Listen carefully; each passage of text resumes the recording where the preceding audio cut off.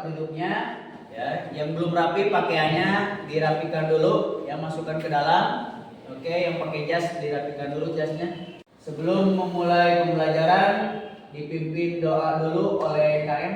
Silakan KM. Sebelum belajar, marilah kita berdoa. Berdoa dalam hati, mulai.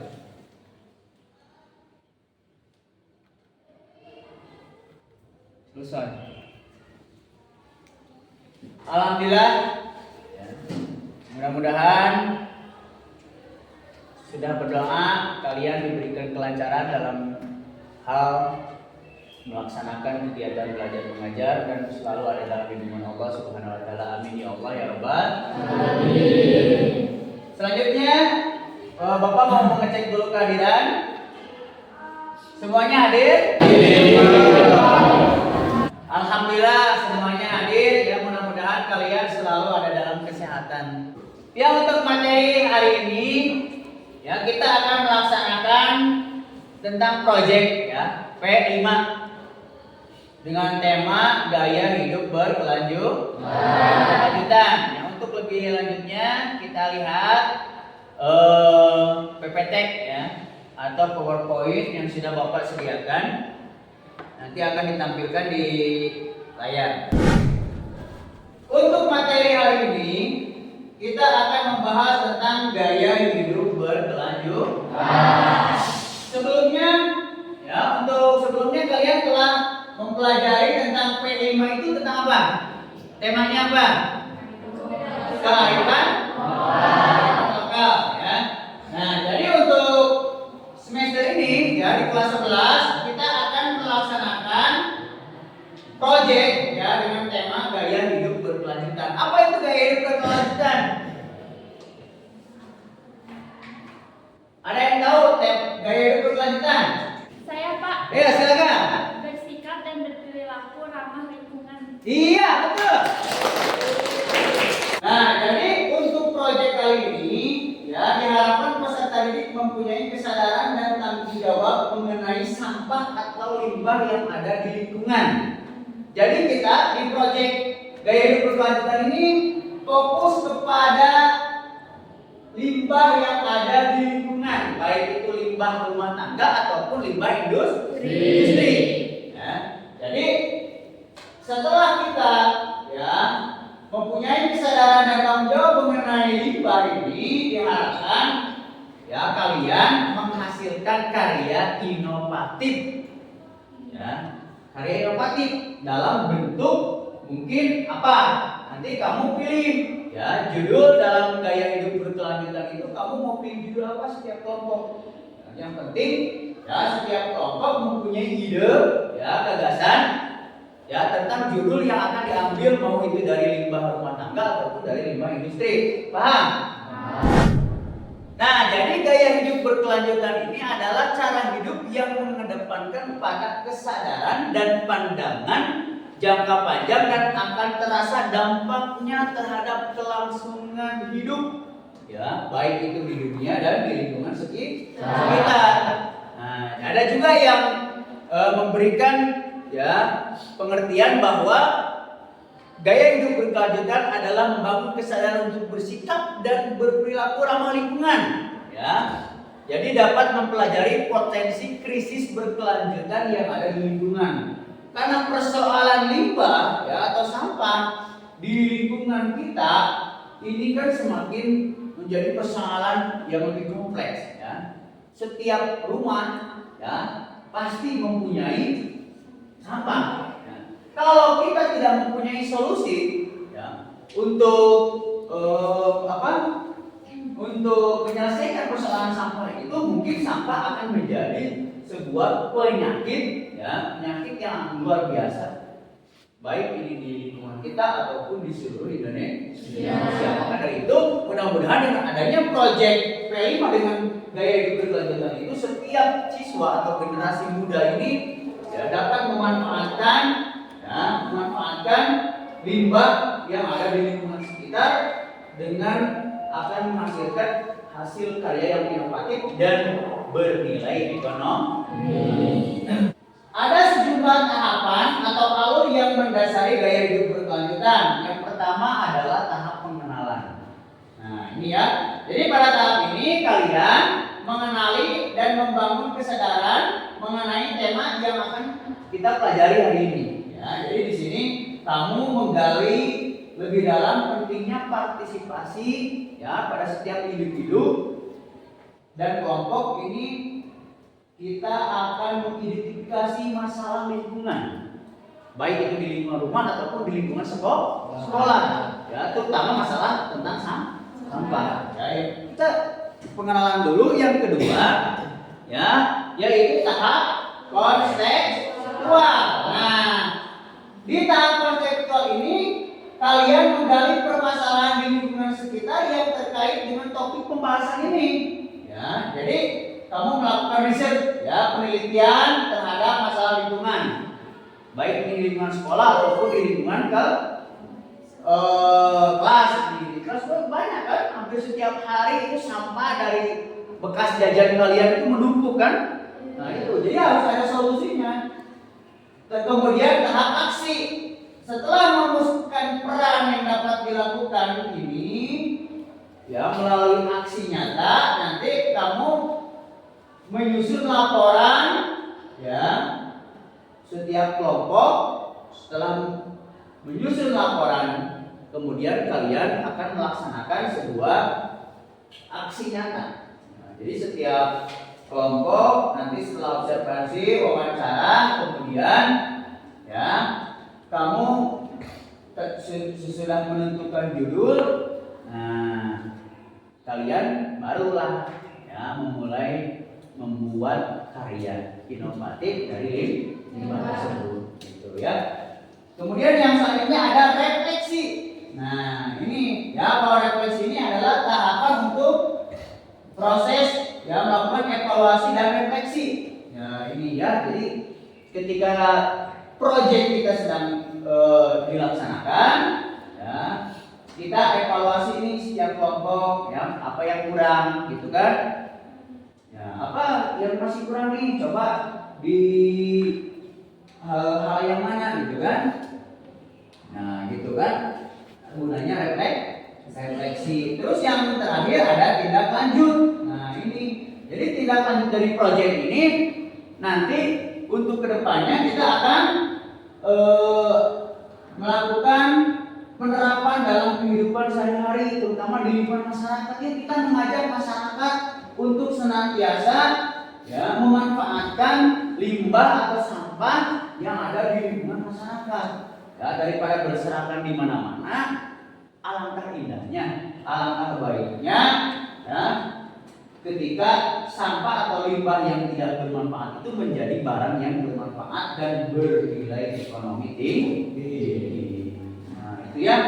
Jadi kita fokusnya ke limbah industri dan limbah rumah tangga aja. Jadi setiap kelompok nanti ya tentukan judul ya yang berkaitan dengan limbah industri atau limbah rumah tangga. Untuk selanjutnya, jadi nanti setiap kelompok ini membuat kesimpulan tentang tema gaya hidup berkelanjutan. Nah, jadi setiap kelompok ini tentukan ya satu jenis gaya hidup berkelanjutan yang kira-kira menurut kelompok kalian itu menarik, ya, menarik dan akan menghasilkan karya yang sangat luar biasa. Nah, diskusikan dengan kelompok, ya, permasalahan-permasalahan apa, ya, yang akan kalian temui dalam proyek gaya hidup berkelanjutan ini dan bagaimana cara mengatasi masalahnya. Kemudian mengidentifikasi potensi dan permasalahan yang ada di sekitar. Kemudian tuliskan ide-ide proyek apa yang sesuai untuk zaman sekarang dan sesuai dengan daerah sekitar kalian. Jadi nggak usah jauh-jauh. Ya, contoh limbah industri yang ada di daerah kita aja. Contoh industri dari pembuatan ini rumah ya, pintu kan, bekas-bekas pintu, jendela kan itu banyak tuh limbah-limbahnya ya, atau pembuatan dari bambu. Nah, jadi limbah-limbah bambu itu kamu manfaatkan menjadi karya inovatif. Ya, mau apa? Contoh mau hiasan dinding ya, atau apalah itu ya. Atau dari plastik, ya, botol plastik. kira-kira botol plastik yang menumpuk itu ya oleh kelompok kalian mau jadikan karya inovatif seperti apa? Nah, itu tentukan oleh kelompok. Ide-idenya keluarkan ya. Karena setelah itu kamu mengobservasi dulu ya, kira-kira yang sesuai dengan daerah kita, yang ada di daerah kita itu kira-kira limbah industrinya seperti apa, ya limbah rumah tangganya seperti apa. Jadi gak usah yang jauh-jauh, paham? Oke, ya. Untuk lebih lanjut silakan ya membuat kelompok. Buat kelompok, nanti tentukan judul proyek dengan tema gaya hidup berkelanjutan. Silakan.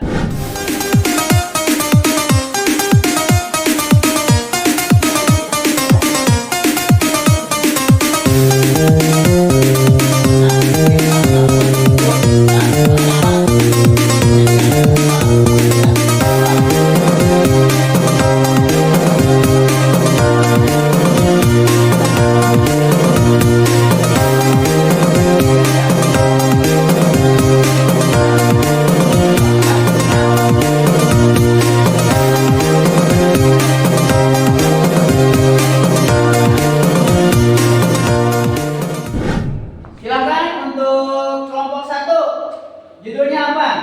Membuat akuarium dari limbah botol plastik. Membuat akuarium dari limbah botol plastik. Ya, tepuk tangan. Nah, silakan untuk kelompok 1 kira-kira mengambil judul tersebut alasannya apa? Alasan kami memilih judul ini yaitu banyaknya sampah plastik yang berserakan di lingkungan. Jadi kita mengumpulkan botol tersebut untuk dimanfaatkan menjadi akuarium plastik.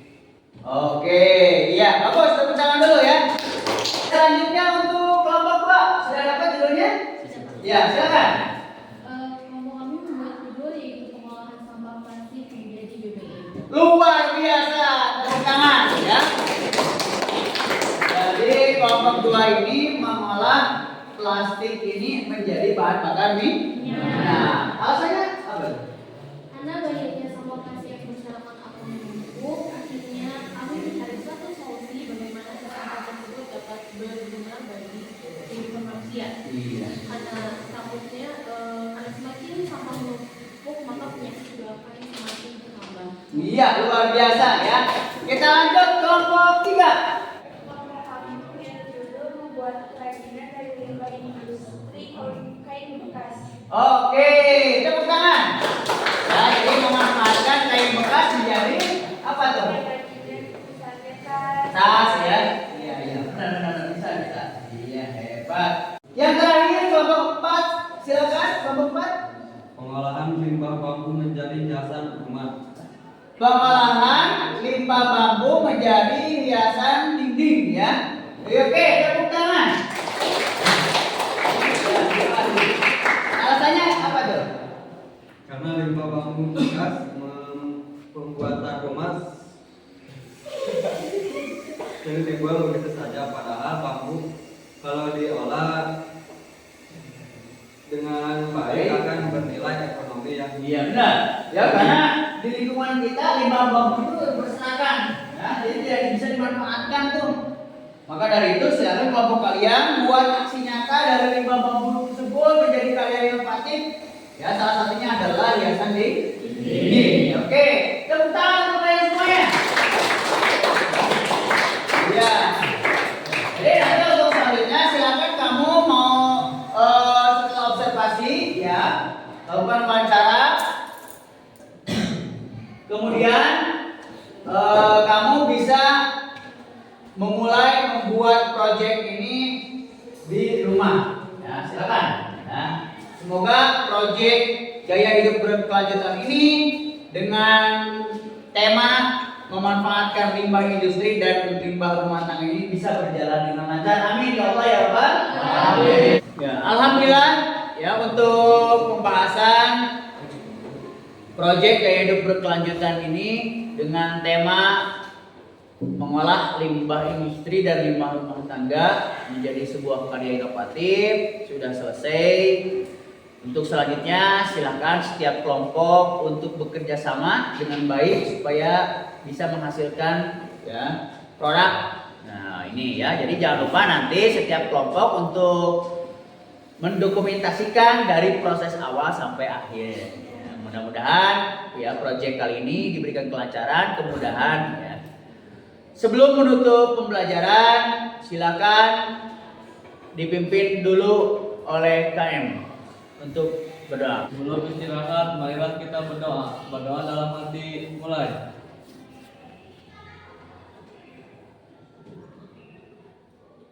Selesai. Siap sikap memberi salam. Assalamualaikum warahmatullahi wabarakatuh. Waalaikumsalam warahmatullahi wabarakatuh. Proses pertama kami mengumpulkan sampah anorganik dan yang kami daur ulang hanya sampah botol plastik bekas. Sampah yang kami daur ulang hanya botol plastik bekas dan sisa sampahnya kami bakar agar tidak berserakan. Alat dan bahan membuat akuarium dari botol bekas air mineral. Yang pertama ada solder, lem tembak, spidol, toples, botol bekas air mineral, cat, koas, tanaman air, pasir, ikan, aerator, filter, batu, dan selang. Langkah pembuatan akuarium. Pertama, cuci bersih botol dan keringkan terlebih dahulu.